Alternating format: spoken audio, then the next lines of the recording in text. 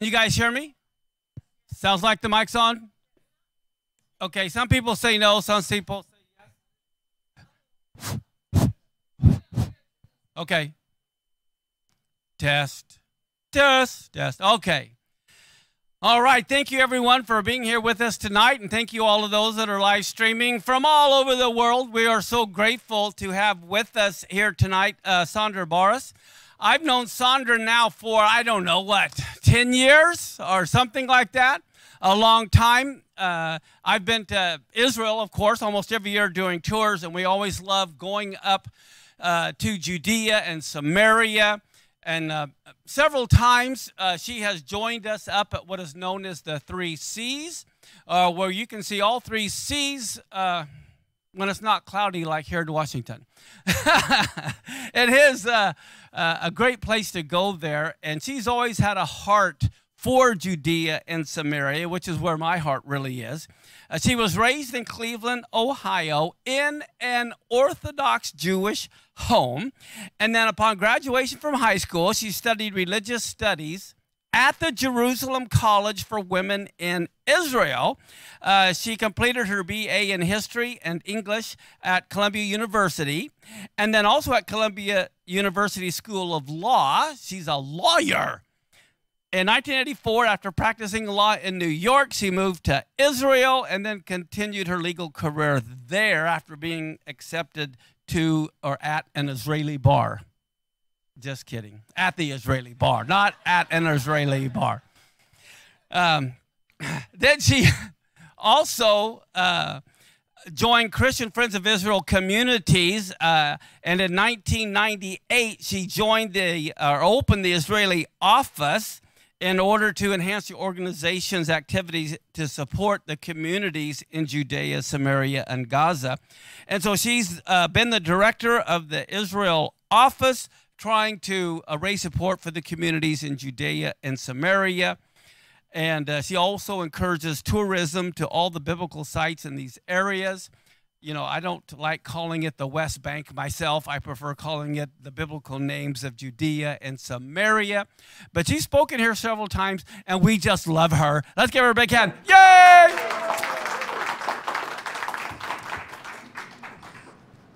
Hi, everybody. It's great to be back here. Hello. Hello. Okay, first of all, order of business. I want to pass around a sign-up sheet, because I'd love to make sure I have all your names and continue to be in touch with you. And even if you're already on our list, if you can put your names down just so that I can help remember that you were here, okay? And don't worry, because I'm not asking you to put your bank account information or your credit card number, so it's okay. I really just want to be in touch with you, okay? So I was trying to figure out what to speak about, because this is an audience that I have addressed several times in the past. And I have what I call the Settlement 101 talk. But you guys are so past the beginner's level that that's just, you know, you don't need that. You know what, I mean, just listen to Pastor Mark. It's not West Bank, it's not settlements, it's Judea and Samaria. So you're already in a place where you're getting good teaching. And that's wonderful, and that's really wonderful. So what I wanted to do is, you know, I've been thinking about this a lot. We are living in very confusing times. You get that sense? And, you know, we feel that in Israel, and I know people are feeling it here in America. And so many of the issues that we're dealing with in Israel, particularly politically, you know, are, I can't say it's the same issues, but there's a common thread, I think, that attaches and connects so many of us. So I thought, you know, I wanted to share a bit with you how I see some of these things, and of course focusing on what's happening in Israel today. And, you know, of course, if there, you know, any of you have questions or comments afterwards, that's great. Okay, and of course we'll talk a little bit about Judea and Samaria as well, because I can't not talk about Judea and Samaria. All right, anyway, so think about what we're dealing with around the world. We are, you know, just think about what you read about, and you know, you put on the television, if anyone still puts on television, and put on television, listen to the news, go to your favorite news service. It doesn't really matter, okay? What's in the news today? Ukraine, okay? Ukraine, this country, you know, and that nobody ever thought about, nobody ever talked about, right? Ukraine is whatever it is. And all of a sudden, big bad Russia comes and is invading, and you see these terrible pictures on the news. Yeah. You know, these poor people, and their homes are being bombed, and it's just a terrible situation. And you look at this and you're saying, are we on the verge of another world war? Are we going to have another great, I mean, everybody's asking the same questions, right? So many parallels to what happened, you know, before World War II, and, you know, are we again going to see this kind of war? So of course this creates a lot of panic even, you know, and fear that a lot of people have. So, you know, and I remember when I was just discussing this with Pastor Mark a few minutes ago, when we first started seeing what was going on, but before and at the beginning of the Russian invasion, I was, you know, Ukraine was all over the place, and you're talking Ukraine, and I have to tell you, I had my own personal sense of ambivalence here, because Ukraine has never had a positive ring to it, you know, in my mind, because our history as Jews in Ukraine has never been a pretty one. You know, I have to say. I have a personal story. My grandmother, my father's mother, was born in the Ukraine. And she was born in a little town called Tetiv, not that far from Kiev. And she was a young woman. She was married, husband, 2 children. In 1920, there's a huge pogrom. Ukrainians start murdering Jews. 1920. This is not the Holocaust. This is before the Holocaust. Ukrainians are murdering Jews. Now, this is not necessarily a new story for Jews who've lived in the Ukraine, but this was, it seems, a particularly bad pogrom. And my grandmother's first husband and baby were murdered in this pogrom. She then takes her 4-year-old daughter and walks across Europe. It takes her, I think, a couple of years, and she finally makes it to America, where she meets and marries the man who was my grandfather, who himself was a widower, and then they have 2 children. One was my father, and one was his younger sister. This is a story I grew up with, okay? Ukrainians. What did they do? They murdered Jews. And of course, I'm from Cleveland, as Pastor Mark mentioned. Well, one of the most famous, or infamous, shall we say, people that came out of Cleveland was Ivan Demyanuk, Nazi. He was not German, he was Ukrainian. He was a concentration camp guard and was an enormous sadist who murdered Jews, okay? Ukrainian. And actually, when all of this began, I was reading this book that was an account of what happened to a Ukrainian Jewish family during the Holocaust. And there's this sentence that keeps on going. The fellow who's writing this account is the great nephew of this family that he's trying to go back and figure out what, it's his grandfather's brother and family that are murdered in the Holocaust, and he goes back to the town in the Ukraine where they were from, and he's trying to find out exactly what happened to him. And this book itself, it's a wonderful book if you want a more intimate understanding of what was the Holocaust about, how did it affect one family, one town, whatever. And he remembers, he says his grandfather always used to say, the Germans were bad, but the Ukrainians were worse. Okay? I'm reading this book just as I'm reading about this invasion of the Ukraine. Now, let me make this very clear. This does not mean that I don't have sympathy for the Ukrainians. I think the Ukrainians of today, look, the Prime Minister of Ukraine today is a Jewish man, Zelensky, okay? Yes, he's Jewish. I think he should be in Israel, not in the Ukraine, but that's my personal opinion. But, you know, there's no question, and let me make that very clear, that what Putin has done and how he's invaded Ukraine and how he has done terrible things to that country with no provocation, bombing homes and hospitals, and it's a terrible situation. I don't have to tell you, know that. But when I sit back and I say, what is going on here, you can understand my sense of ambivalence, because there's a historical record here. You know, do I say that these Ukrainians deserve it? Of course not. Of course not. They're going through a terrible thing. But I have to ask myself, what is going on here that, you know, Ukraine, you know, I'm coming to a different place about Ukraine, but we can't forget the past. We can't forget what Ukraine was doing to my ancestors and to the Jewish people not that long ago, okay? So that created in me ambivalence. If we talk about confusion, there's a bit of confusion that's going on there. On the other hand, if I take the other side of this whole thing, we see, as you well know, all these refugees that are coming out of the Ukraine. In Israel, the immediate concern has been what is happening to the Jews who are refugees. There's a large Jewish community in the Ukraine. Most of them have since left the Ukraine, and they're refugees. And we want those people in Israel, okay? So it's not just Zelensky that I think should lead to Israel. He's stuck in politics in Ukraine. But, you know, these Jews, is something going on? Is God waking them up in some way so that they're finally realizing, no, Ukraine is not where they feel at home for whatever reason. They need to come home to Israel. And this is something, of course, we're thinking about and we're working on. And actually, I will shortly share with you some of the things that we're involved with on that end.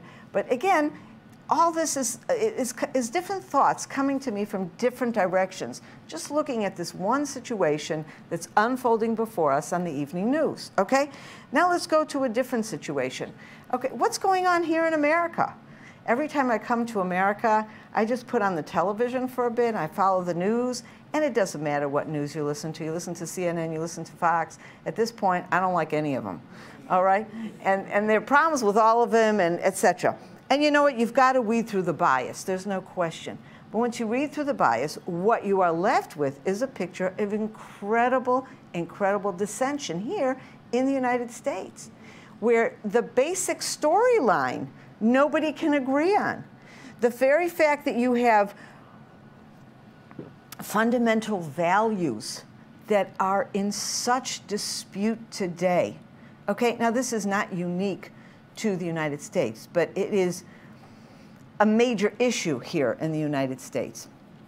In a way, it's a good situation in the United States because when I talk to my friends from Europe, my friends who are all Christians, you know, Bible-believing Christians, conservative-oriented type people, where they live, there isn't even a voice to how they see things. At least in the United States, there is dissension in the sense that there are two voices. Okay, you have a more progressive voice, and you still have a conservative voice, and at least there is some level of debate. In other countries, the progressives have much more co-opted the situation. I was talking to a friend of mine from Holland just before I came to the States 2 weeks ago. And he was telling me how conflicted they are when they send their children to school because they are being given a narrative that is so antithetical to the narrative that they are trying to raise their children with. They're trying to raise their children with belief in God, family values. Okay? What is a family? What is a man and what is a woman? Okay? Children, all kinds of what we would have thought basic, you know, a couple weeks ago, we read the Torah portion, there are a few Torah portions, 2 Torah portions that really deal with some of these issues, Achremot and Kedoshim. Okay, and that's Leviticus chapter 18, 19, 20, more or less. And I don't know if I know here Pastor Mark teaches on the Torah portion, so I'm sure he was discussing some of these issues. But I had occasion to give 2 different Bible classes in my community, not where I, you know, broadcast to Christians, but in my own community, you know, among friends, you know, not being recorded anywhere, right? Although I usually say things that I don't care what people think, even if it's being recorded. Hi out there, you all television audience. Anyway, and you know, you read through it, go through Leviticus and read through it, and what it tells you about how you should behave, what your sexual morality is supposed to be, what your family values are supposed to be. It's extremely clear, okay? And yet, step back, turn on the television, read a book, okay? And all of a sudden, all of these ideas, I mean, just 2 days ago on the news, I was listening to CNN, okay? And they were discussing the current primaries that are going on in different, mostly the Republican primaries, I think, is what is really of greater curiosity.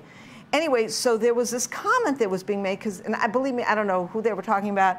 I wasn't paying attention. I'm not familiar with the names of these politicians. I have no idea. But it struck me because they were quoting one politician who was a Republican who made a comment saying that they think that bathrooms, people should go to bathrooms based upon whether they're a boy or a girl from birth or something, right? And I would say, that's a no-brainer, right? And then, but the guy who was quoting, the commentator, was quoting it and saying, so you see this guy's a racist. I mean, huh? Like, talk about confusion. I think racism is when you look at somebody and because they look different, they have a different skin or whatever, you are prejudiced against them. You say they're not worthwhile as a human being. But when you redefine who human beings are and you redefine the morality that people are supposed to be behaving in, why is that racism? In a way, if you call that racism, then you are minimizing what real racism is. And it's almost like I stood up there and I said, I am not a racist. You know? I'm really not a racist. But anyway, so that to me, that was just, and I think about this, and in Israel we less confront this, I have to admit. This is less of an issue in Israel. Thank God, this progressive agenda has not really come to Israel. In small, isolated pockets, but it's not the majority. The majority in Israel, first of all, we are truly a family-oriented society. Family-oriented in the best way. We're having lots of kids. You know? And it's very interesting. Statistics have shown that of all Western countries, most Western countries, the birth rate is plummeting, okay? So that they're not even reaching, you know, what they call replication rate or whatever. You know, people are having maybe an average, not an average of 1.2 children or something per family, okay? And in Israel, we're like an average of 3 something children per family. And of course, there's families who have 10 kids, but it's not just in the religious families. Secular families in Israel are having an average of 3 children. And when they're asked, why did you choose? Because it's very unusual in a Western society for non-religious people to have 3 children. And so they did a survey and they asked some of these families, why did you decide to have 3 children? And they said, quality of life. What does that tell you about Israel? That quality of life is measured by your family. And family is not just something you walk around touting on billboards and say, we're in favor of family. Family is something that you just have. You have children, you have family, we have extended families. And those of you who have been in Israel, especially if you've been in Israel on Shabbat or for holidays, you'll know that everything about these times are sacred, and it's always about the family, okay? Now, religious people will go to synagogue, and not religious people will not go to synagogue. But everybody gathers together, the family gathers together on Friday night. Everybody, okay? You go home to mama. I remember years ago, I'll tell you something about going home to mama in Israel. Years ago, I remember I was working with a guy who was older than me. I was probably in my 30s at the time. He was probably in his late 40s or 50s, okay? A guy that had children, teenage children. And he told me, and he's not religious, he said there isn't a Friday that he isn't at his mother's. This is a guy in his 40s or 50s. There isn't a Friday that he isn't at his mother's with his siblings, with all their children. Every Friday they go to mama. Now, I'll tell you something else about mama in Israel, okay? The Israeli army. Now, you've all heard about the Israeli army. One of the best fighting forces in the world, right? Yeah. We have brilliant technology. We have brilliant intelligence. We have brilliant soldiers, okay? We do these escapades. Just recently, somebody lost his life in Iran. Exactly. You heard about that? Yeah. Okay, in the broad daylight. Now, we don't know who did it, because Israel will never admit it, but let's assume that Israel had something to do with that. Okay, now with this great fighting force, you would assume you're going to get a great fighting force like this. You're going to draft these soldiers, and those people are going to be in camp round the clock, 24/7, months at a time. You don't want them to be soft, right? A soldier has to be a tough man. The entire Israeli army bends over backwards to make sure that most of its soldiers can go home for Shabbat. Did you know that? No. Yes. And one of the biggest punishments a soldier can get is that when he is grounded and can't come home for Shabbat. Now, of course, there's always a skeleton crew in a base. So about once in 3 weeks or so, they usually go home for Shabbat every other week or every third week, you know. But it's very important. In every base, a whole group of soldiers are going home for Shabbat to the point that they put on extra buses, okay, so that everybody can get home. So that the whole logistics of the army, it's not just transporting soldiers to the front, it's also transporting soldiers to mama. Because if you don't go home to mama, you're not going to be a good soldier. Because the basis of Israel is the family and its tradition. And it's through the family. We, not that long ago, just less than 2 months ago, we celebrated Passover, right? Now, you all know about Passover. I love speaking to this audience. Okay, you know this stuff, right? So when you talk about Passover, what is the central theme of Passover? You shall relate it to your children, okay? Everything we do on Passover, we have this Passover Seder. We tell the story of Passover. We have all these symbolic things, you know? And you get the children to ask the 4 questions, right? And that has been done from generation to generation to generation because it is understood in Judaism, beginning with God's commandment in Exodus, you should tell it to the children that the fundamental vehicle for transmitting faith and tradition is the family, okay? So I look at all this stuff going around and I say, thank God I live in Israel because we have that basis. And that's something that all of you, I want you to take that with you. And we're going to sum this up. I know I'm just throwing out all kinds of things, you know, right now. But this is all part of a thread, okay? Now, I want to get to a very unfortunate source of confusion for me, and that is in Israel, and that is our political system. Not our political system so much as our political situation. I don't know if you're following the news at all, but our government now is on the verge of being toppled, okay? And in general, this government has been a really weird government, okay? Now, in Israel, politics has generally fallen along right-left, where the primary issue that divides right and left is the issue of the land of Israel, to what extent we are willing to compromise and withdraw from parts of the land of Israel and compromise with our Arab neighbors, and to what extent we want to stand firm and strong and hold on to what is rightfully ours, okay? Now, for most of the last 20 years, Israel has been solidly right-wing. And that follows a series of actually left-wing disasters, okay? There was a short period of time when the Labor government ran the government from 92 to 96, and during that time entered into the Oslo Accords. You know, Judea and Samaria, you all know, the biblical heartland of Israel.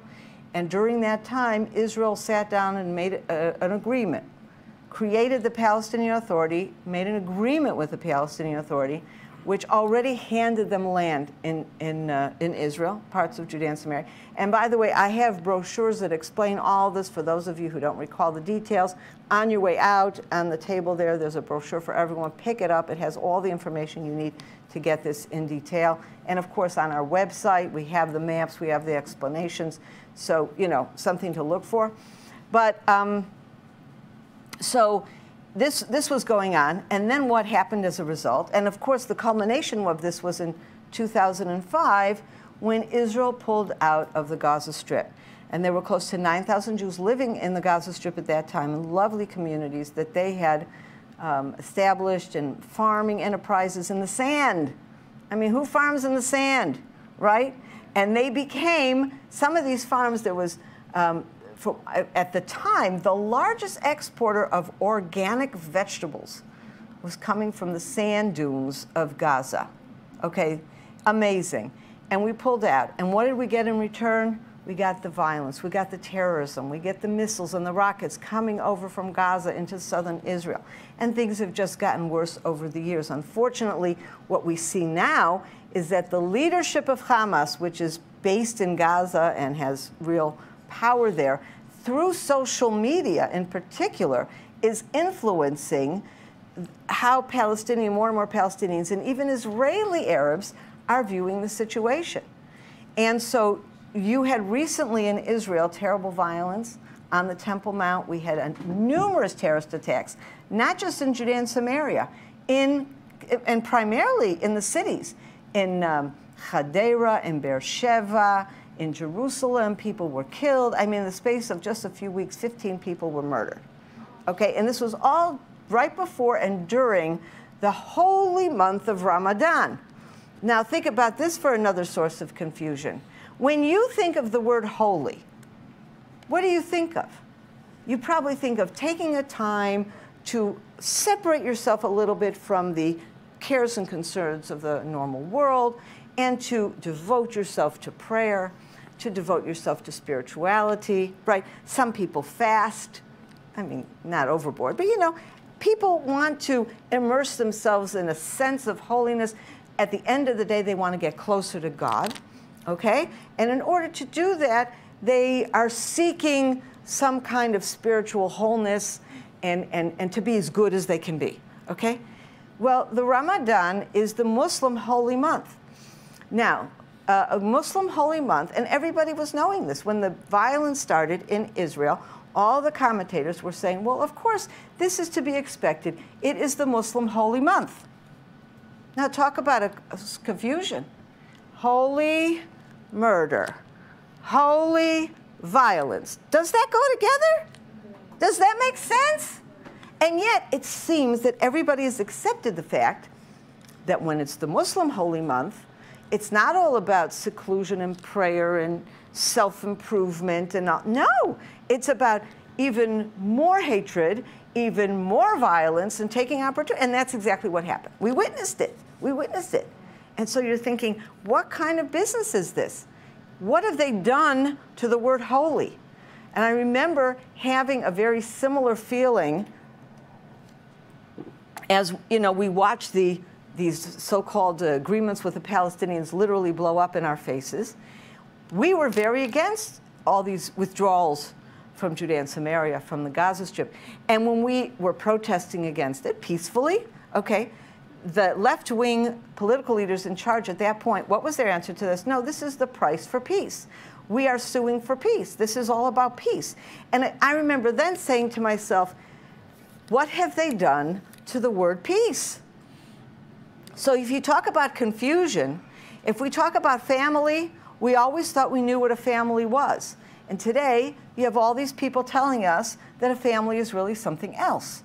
We always thought we knew what the word holy was. And today you have people telling us, well, it means something completely different. We always thought we knew what peace meant. And today we have people saying, oh, no, no, no. Peace is something else. And look how much confusion has been sown into our lives just by all of this stuff that's going on. Now, in Israel, I just want to backtrack a little bit to talk about the politics. I hate talking about the politics, but got to do that sometimes. Okay, so we have a very unusual government because, unfortunately, after 4 different sets of elections, it was not possible to make a government. And this is something that is unique to Israel, I must say, the situation that we are in today. There is a solid majority of right-wing members of Knesset. Members of Knesset who share the same ideology, who know what holy is, who know what peace is, who know what the land of Israel is, who know what traditional Jewish values are, who are proud to be Israeli and want to hold on to the land of Israel in its entirety. Okay? Total agreement on these issues, a majority. And yet, that majority can't get a government together. Now, you would think that doesn't make any sense. Because if you believe, if you agree on ideology, why can't you get a government together? Well, the reason they can't get the government together is because of a man by the name of Benjamin Netanyahu. Now, Netanyahu was prime minister for many years. In fact, he was prime minister of Israel longer than any other former prime minister, an amazingly talented man. He has done more for Israel than almost any other prime minister or any other leader. It's amazing what he's done. And the fact that both economically and politically and diplomatically, Israel today is in a different situation than it was before. Much of that, not all of that, much of that can be credited to Netanyahu. The problem is the way he treats people within his political sphere, okay? In other words, the politics of the situation has interfered with the values of the situation. So you had a situation where Netanyahu has succeeded in burning bridges and really, and the way he treated some of his political, I would say, colleagues. But what happens in the case of Netanyahu, as soon as somebody from his own political party became too popular, he would see that as a threat to his popularity and push him aside. Well, you push aside enough people like that, guess what they're going to do? They're going to go and create their own political parties. And so when they create their own political parties and you run together, and then he treats them with disdain in the course of negotiations to put together a coalition government, even though they agree on ideological issues, they're not going to be able to work together. Okay, and that's the situation we have now. We had a situation that last summer, almost a year ago in June, finally a government was put together. Netanyahu and the Likud went into the opposition, and the government that was put together, the prime minister today is Naftali Bennett, who is right-wing, and he put together a very odd coalition, right-wing, center, and left-wing, including an extreme left-wing party and an Arab party. On the one hand, there was a lot of positive feeling about this because, okay, at least they're discussing things with one another. At least they're respecting one another. They all know where they disagree, but the agreement was, let's put aside the things we don't agree on, and at least for now, for the duration of this government, let us focus on the things that we all agree on. Things like how to improve the economy, things like how to deal with what was then still the COVID crisis, how to deal with all kinds of things that there was consensus on. And they started doing that. But unfortunately, right now, it's falling apart. And it's falling apart because of that ideological gap, okay? Because there have been too many times where the government has compromised on issues, particularly on the side of the right. So some of the right-wing people are saying, I can't support this anymore. The compromises have gone too far. And at the same time, you have especially the Arab party in the Knesset. So we had all these riots that I was telling you about. Okay, the riots during the holy month of Ramadan. Any normal person looked at that and said, why are these Arabs throwing Molotov cocktails on their own mosque? You know, in their own mosque. Why are they so violent? It was a consensus. It wasn't a right to left issue. It was an issue of total consensus within the Jews of Israel. And the Arab party gets up and says, they have a right to do this. It's a terrible thing that police are trying to stop their violent rioting. Does this make sense? Does this make sense? And so we're going back to, and this is some of the issues that are really threatening to take the government apart. Now, when I look at all of this, and particularly the issue, this last issue, the issue of the government, I have to say to myself, what is the problem here? The ideology is clear. What has gotten in the way? And this, I'm talking now about Israeli politics. What has gotten in the way? Ego. Yes. Arrogance. Okay? There's a consensus in the country, whether they like it or not, the left, the right, whatever. Because of the majority of right-wing members of Knesset, if Netanyahu, he's the only person they don't want to get along with, okay? If Netanyahu himself would step aside and anyone else from the Likud would take over and run that party, there would be a right-wing coalition government in 5 minutes. Because there's no disagreement on the policies. The disagreement is over that one man. And Netanyahu won't do that because of ego. And this is what has happened, unfortunately, in Israel, that this is, you know, we're seeing somebody who's such a talented politician who's done so much for Israel, but like so many politicians, and I'm sure when I'm describing this, you can relate, because I'm sure there are politicians here in the United States and politicians in other places that you see the same exact phenomenon, that they get to a point where they put their own ego before the interests of the country. And as soon as that happens, you know you're in trouble, okay? Now, when I look at all of this stuff, as an individual, I say, where can we get guidance? What is our guiding star? What gives us the ability to look at a situation and see it clearly and know peace is what peace is, and morality is what morality is, and family is what family is? What is that star? The Bible.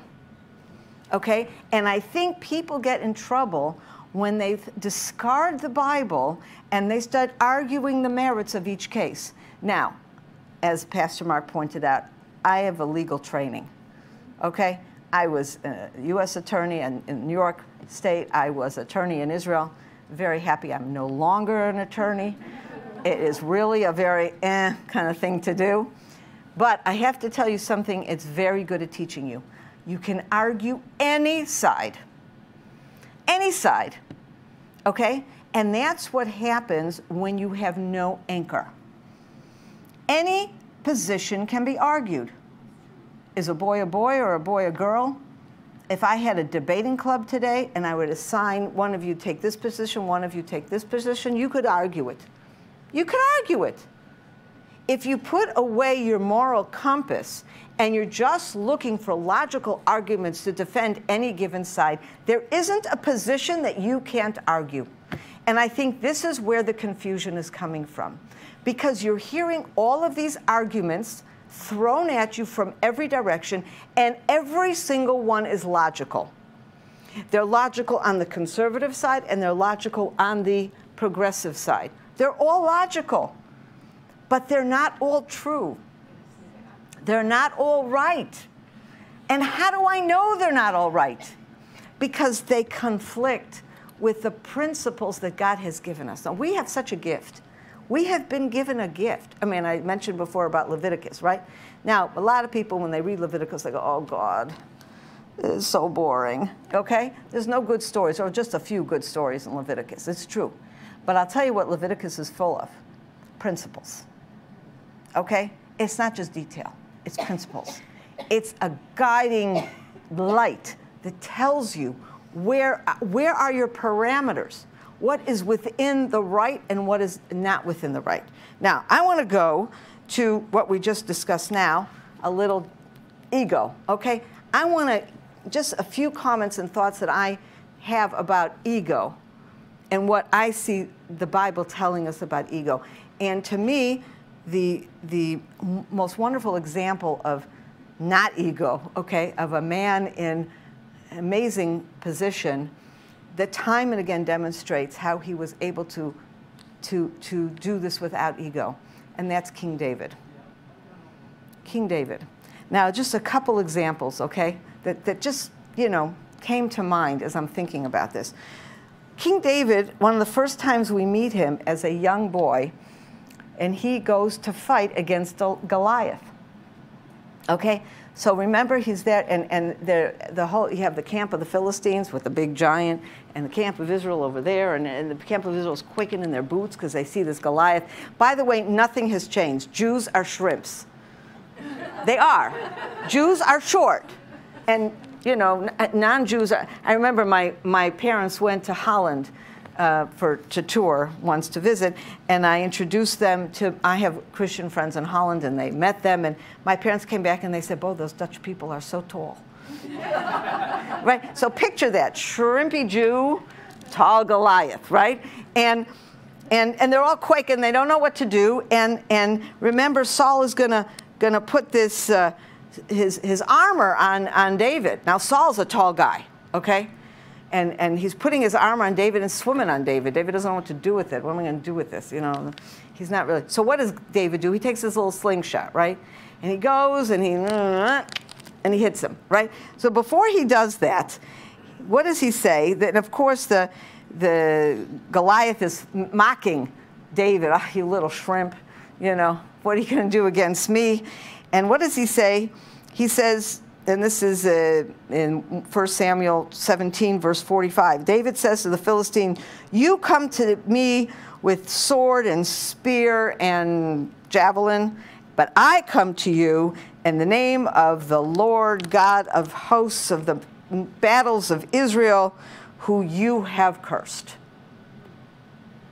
Little David, little slingshot, standing with pride. Why? Because he knows he's coming on what is right. Now, there is also something going on here where it's, on the one hand, physical might with spiritual might. That's very much what's being set up here. But I think it's not just that.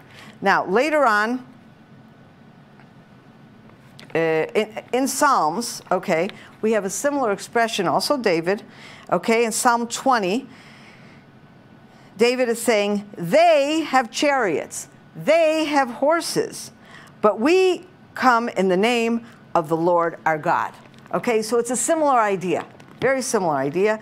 And again, it seems to be only a discussion of the spiritual versus the physical might, but I think it's more than that. And now I will just refer to the last example that I think is even more important on this whole issue.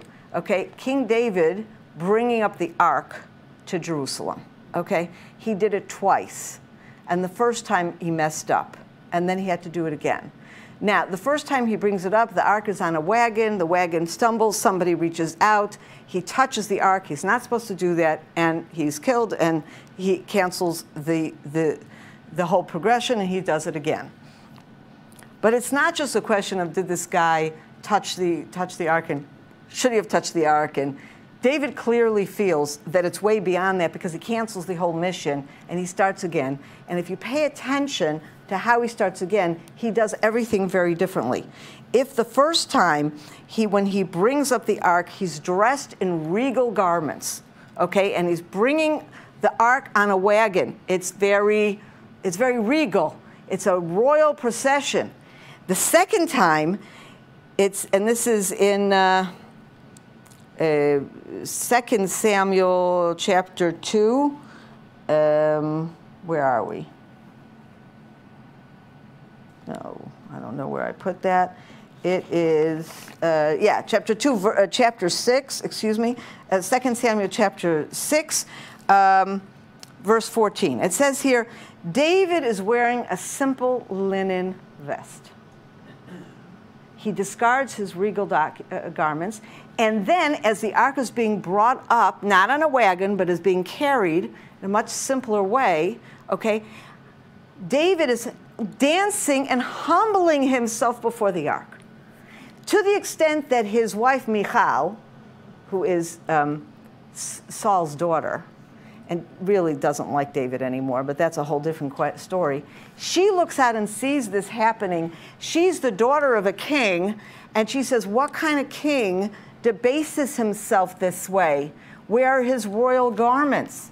Is this the way you have a regal procession? And it indicates that she has no idea what she's talking about. David got it. And so you see again, and I take this back to the original, that you are in the chariots and I come with God.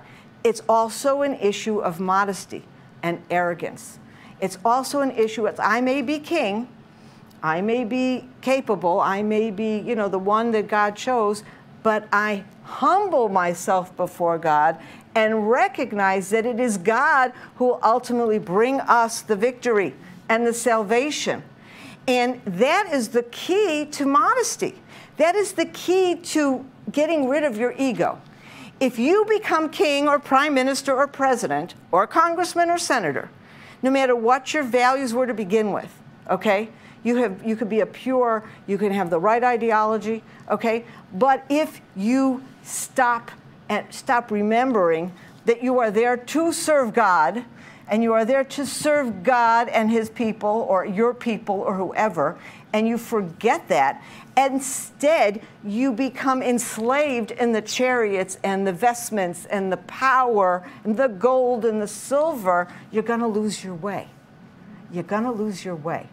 And I think there's nothing like these incidents having to do with King David to help us remember how important all of that is. So where does that leave us? Now I want to go back to Judea and Samaria. Judea and Samaria is part of Israel, you know that. We have settled in Judea and Samaria, not thanks to the governments of Israel or the governments of any other country, but despite the governments of Israel at every single juncture. We have received government permission for all our building, but it was pushed by the people. It was pushed by a movement. It was pushed by a movement who from the beginning was never driven by ego. The people who led the settlement movement were the most ordinary people in the world, and they continue to be to this day. None of them are fancy. None of them have sought to be prime ministers. From the beginning, this is a movement that has said, we have a goal, we have a vision, and we know what God wants us to do, and he wants us to settle the land. Now, Naphtali Bennett himself was a leader of the settlement movement before he became prime minister. And when he was doing that, he really knew what his vision is. I deeply believe that he knows what his vision is. I'm hoping he didn't get lost along the way. We're not seeing in him the kind of ego you see in Netanyahu, but the risk is there. The risk is there, and we don't know. We don't know, and this is part of what our confusion is. But you know what? I'm not a prime minister. I'm never going to be a prime minister, never going to run in the Knesset, never, ever, ever, don't want to, ever, ever. I'm assuming that none of you here are going to be president of the United States. And you're probably not going to be congressmen or senators either. Now, I'm not putting those people down. They have important jobs, and we have to honor them and hope that they do a good job. But I give you this whole analysis of world politics and Israeli politics and all that kind of stuff. And the question becomes, what do you do with all this? What do you do with all of this? And I think that while politics is interesting, no question, you need to vote, or whoever you decide to vote for, it's important you vote. But politics is not the essence. The essence is people. The essence is individual people making decisions that are correct and making decisions about things that every individual person can do, okay? Now, if you think about how the communities began in Judea and Samaria, it was the decisions of ordinary people who woke up one morning and said, there's that land over there. We know God gave it to us as a gift. We know that he has an intention for us for that land. Well, we better do something about that. We have to take responsibility. And that responsibility did not begin with who are you voting for in the Knesset. At some point, yes, it certainly became create a lobby group, create interest groups, talk to your political parties, pressure them to pass government policies that support what you're trying to do. That's not where it began. It began with human beings, ordinary people saying, this is what we need to do, and going out and doing it. Now, I want to take a break for a second because I have a few films that I want to show you, okay? Somebody here is doing films, I think. Anyway, so the first film is a very short film, is a virtual tour of Judea and Samaria. Before we go a little bit further, I want you to see what it looks like because it's gorgeous.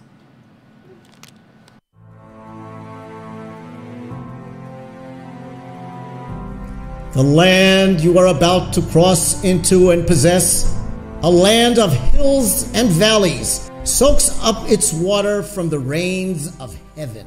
It is a land which the Lord your God looks after, on which the Lord your God always keeps his eye, from year's beginning to year's end. This is the land of Israel. This is the biblical heartland. This is Judea and Samaria. God first revealed his plan for Israel to Abraham at the Oak of Moreh. I will give this land to your children. Hundreds of years later, God would bring the nation of Israel back to this very same area, to Mount Gerizim and Mount Ebal, and enter into a covenant with the people of Israel that would bind them to the God of Israel and to the land of Israel forever. Hebron became the home of the patriarchs and matriarchs and their burial place, and later King David's first capital.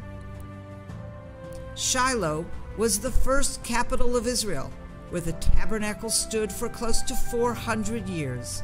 King David tended his sheep in the hills near Bethlehem and later fled from Saul in the mountains south of Hebron.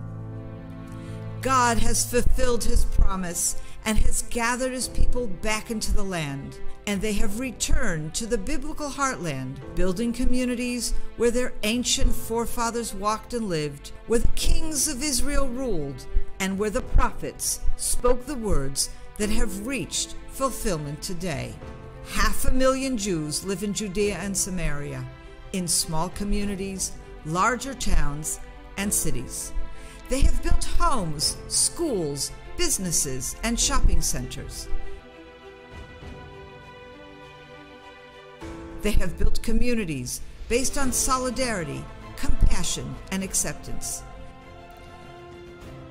Their foundation is one of faith in the truth of God's word and in the beauty of a society that follows God's direction.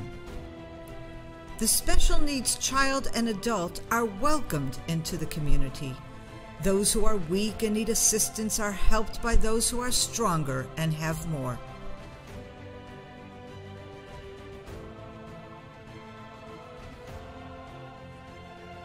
And although the area is fraught with danger, the people of Judea and Samaria do whatever they can to protect their families, to ensure that their children can play freely, that mothers can walk their babies and meet their friends, that the elderly can gather and enjoy each other's company without fear. The original founders of the communities in Judea and Samaria have been blessed to witness 3 and 4 generations living in the communities that they built on the barren hilltops. The people of Judea and Samaria are special people indeed, loving, caring, imbued with faith, guided by biblical values, confident in the promises that God made to his people.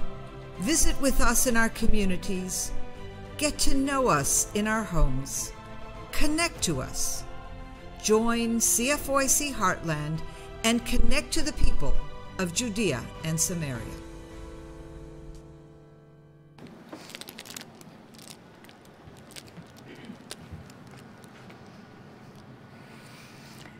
Well, that was just a short, view, but I think the theme that shines through on this film also very much jives with what I've been saying now.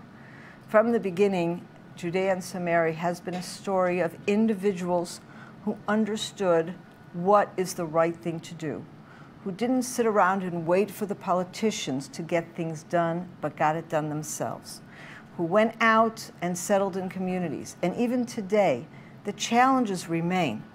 There are people who ask me, let me just say a few words about the organization I represent, Christian Friends of Israeli Communities, an organization that was never my idea. I was very involved in advocating for the Jewish communities, but it never occurred to me that we would find allies and supporters amongst Christians around the world. The idea to have this type of an organization to reach out to Christians on behalf of Judea and Samaria was actually the idea of a Christian friend many years ago. But I took the idea and established the organization with his backing, and that already was more than 24 years ago. And it's been an amazing adventure for me personally. I have come to meet and befriend Christians from all over the world who I otherwise would never have had the opportunity to get to know. To meet people like you and this congregation who are getting teachings that are good teachings about Israel and about the Jewish people. But I also meet all kinds of Christians who are not getting those teachings in their churches. And they are coming to us, and we are the ones who are giving them these teachings. Okay, I as a Jew, I'm giving the Jewish perspective. But the Christians that we are partnering with are giving the Christian perspective. And together, we are able to demonstrate that Christians and Jews can work together. We have differences in our faiths, and as long as we respect each other's differences, there is so much more we have in common. And the fact that I could come and open up the Bible and just quote, and this for me is very natural. I don't know that it was very natural, you know, a few years ago to have a Jew speak to a Christian audience and teach from the Bible, right? Both from a Jew who was able and willing to do that and a Christian who was willing to listen, okay? So look how far we've come. It really is amazing. But my message to you is that every single person can do something. And that's really what Christian Friends of Israeli Communities is all about. Because what we understood back then was that not only could Christians become our natural allies, because the settlement movement has always been grounded on biblical values.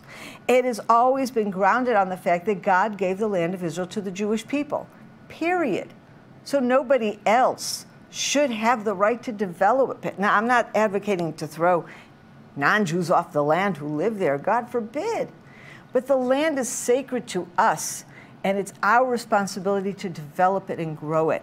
And that's what we've been doing, recognizing that the miracle of the establishment of the State of Israel, that the miracle of the Six-Day War, are all miracles on our way to final redemption. And we're all waiting for final redemption. And this is what we're doing. But the question is, what is your role? My role as a Jew is to go there and settle the land.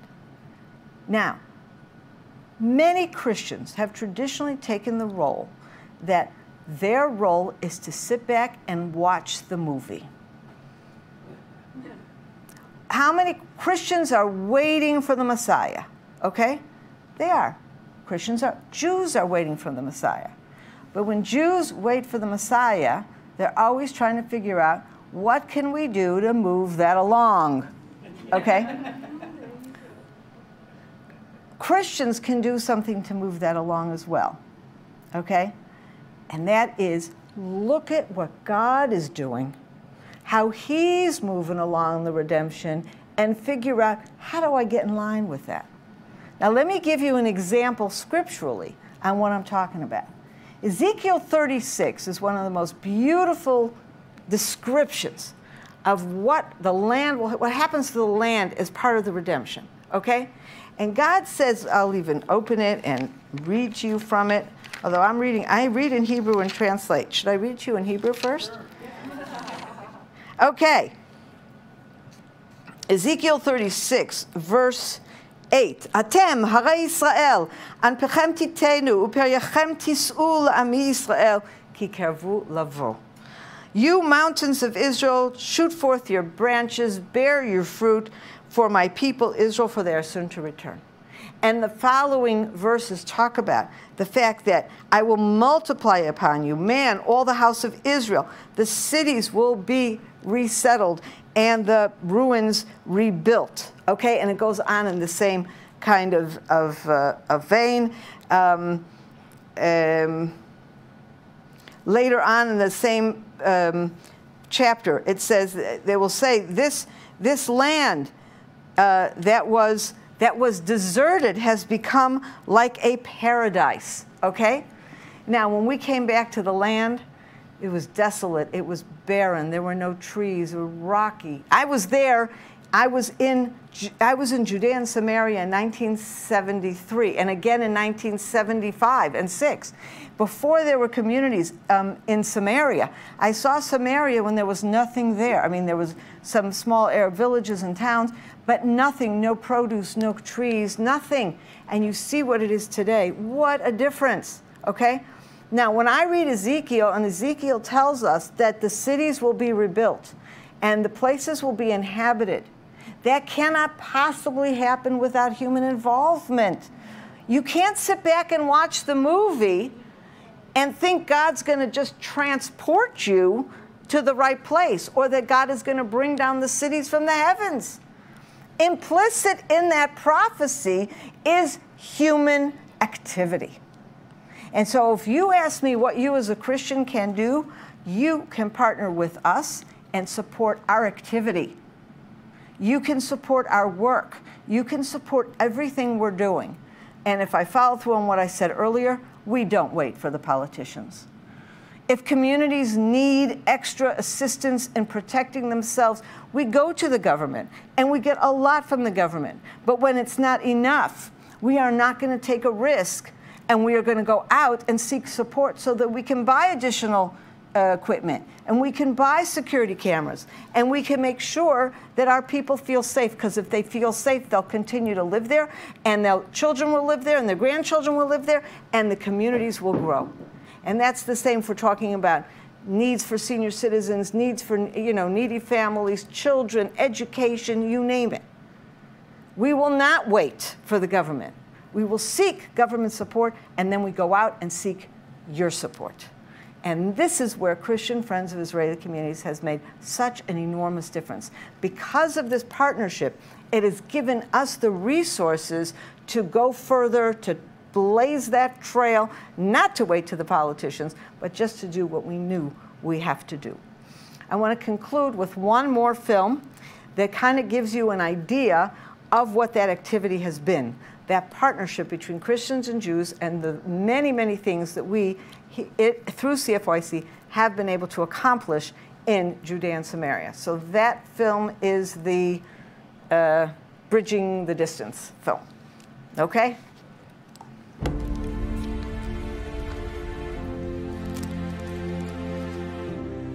After centuries of exile and dispersion, the people of Israel have returned to the biblical heartland, our ancestral homeland, just as God promised. Even if your outcasts are at the ends of the world, from there the Lord your God will gather you.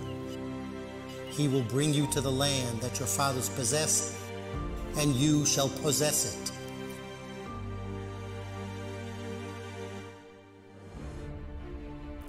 We have settled this land in fulfillment of prophecy, but we are also building a good and kind society where we reach out to our neighbors, care for them, and comfort them. My wife and I were both Holocaust survivors, and we were married for 69 years. She passed away 3 years ago. I live alone. Losing a spouse is an earth-shattering experience for our seniors. Loneliness, depression, this is where we must step in. At the Seniors Club, they connect to people. They smile, they laugh, they come alive. A family in financial crisis is a family that cannot function. We help them find jobs and work with them to become better parents. But first, we have to make sure they have food. Okay, guys, we have to pack 600 food packages for tonight, so the family will have food for the holidays.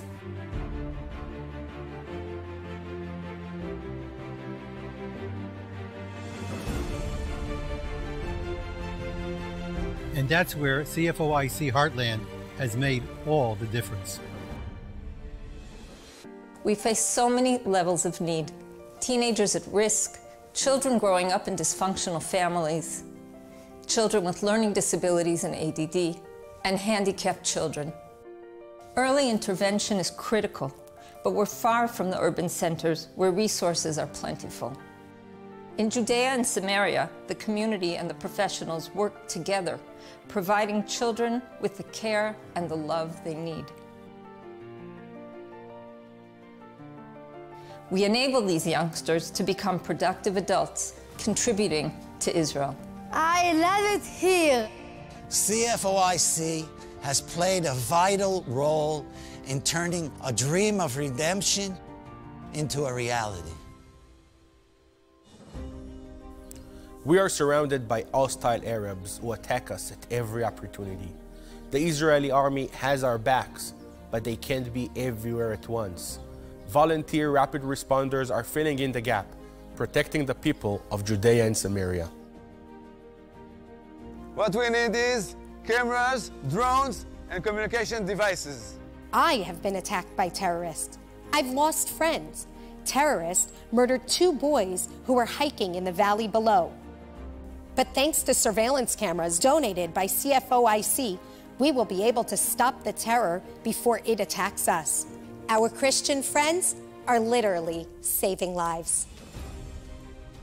The restoration of our people and our land has brought ongoing challenges and risks. God has blessed our efforts, and so have you, our Christian friends. We are struggling to settle biblical Israel, to put down roots in our ancestral homeland. But you can partner with us as we nurture our children, embrace our elderly, and protect our families. Join us today and experience the fulfillment of prophecy. Support CFOIC Heartland and take part in building Judea and Samaria.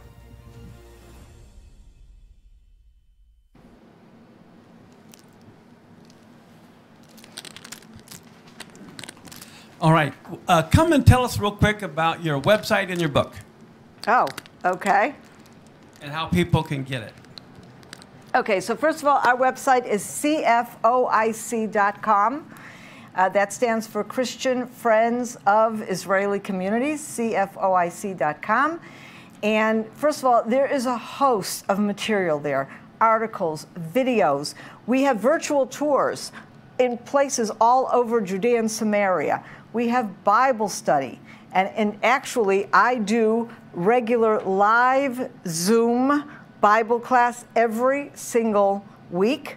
Okay, we are now studying the book of Judges, so anybody who wants to get involved on that, register through our website or send me an email. Everything is recorded, so you can also go in there and take a look at any of the Bible studies we've done, whether recorded or live Zoom. It's all there recording. So that's a good place. I wrote a book a few years ago on the Torah portions, and each Torah portion has a short essay and a full-color photograph that connects the portion to some place or situation in biblical Israel. So it's not just the Torah portion, but there's always some connection, something that helps us deepen our connection with the land of Israel. So you can order that book online, and I hope all of you here put your names on the sign-up sheets, because I can then easily send you that information as well. All right, let's give her a big hand. Yay! Woo-hoo! Thank you so much. Just a reminder, of course, we got this coming Shabbat, and then Aaron Lipkin will be here next Sunday night talking about Joshua's altar. We'll all look forward to that. Amen. You're dismissed. Go get them.